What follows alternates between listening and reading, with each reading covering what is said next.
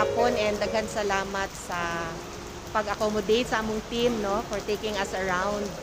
Actually, naatay mga lain pud giagian ng mga areas no dili. But particularly here na medyo kapit na siya, mahuman nakita nato because nagbisita man ta diri before together with the Congresswoman Didi.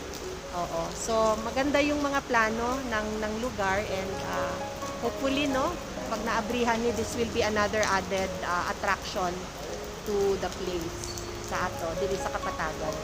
Based sa nakita nato na gipangbutang na developments, naaman siya na mga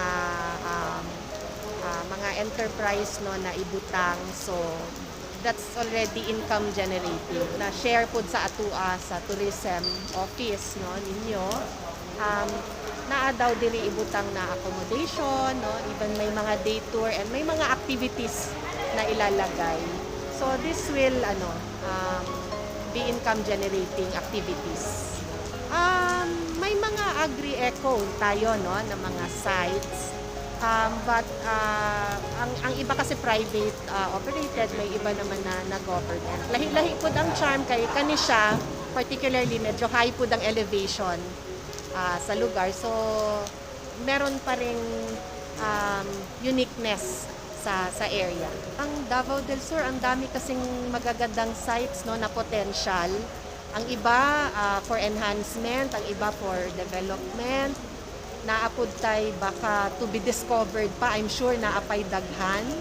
So nakita nato karon sa atong visit and even sa previews no, we're happy to note that naay mga visitors really no coming in sa province. So at least somehow even if greatly affected ang tourism particularly last year because of the COVID pandemic, nakita nato na naanay hinay-hinay na recovery no nahitabo diri sa province. We saw daghan naman pud nag-operate na mga business. I love Davao del Sur, maanyag na paraiso.